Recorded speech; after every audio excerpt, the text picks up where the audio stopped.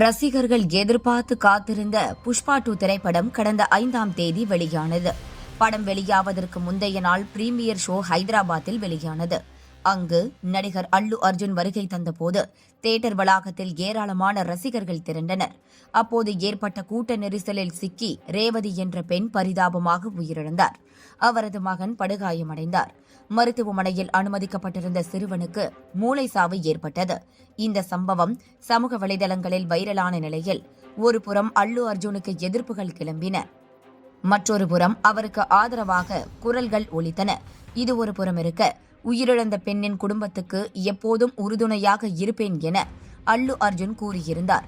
இந்த சம்பவம் அரசியல் களத்திலும் பூதாகரமாக வெடிக்க தொடங்கியது. இதுகுறித்து பேசிய தெலுங்கானா முதல்வர் ரேவந்த் ரெட்டி, அல்லு அர்ஜுனுக்கு என்ன கை கால் கிட்னி போய்விட்டதா? இறந்து போன பெண் குறித்து கவலைப்பட்டீர்களா? அவரது மகனை குறித்து கவலைப்பட்டீர்களா?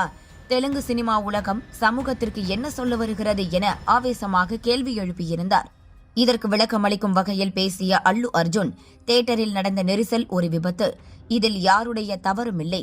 என்னுடைய லட்சியம் தியேட்டருக்கு வரும் மக்களை மகிழ்ச்சியாக வைத்திருப்பதுதான். என் மீது தவறான குற்றச்சாட்டுகளை சொல்வது என்னை காயப்படுத்துகிறது என கூறியிருந்தார்.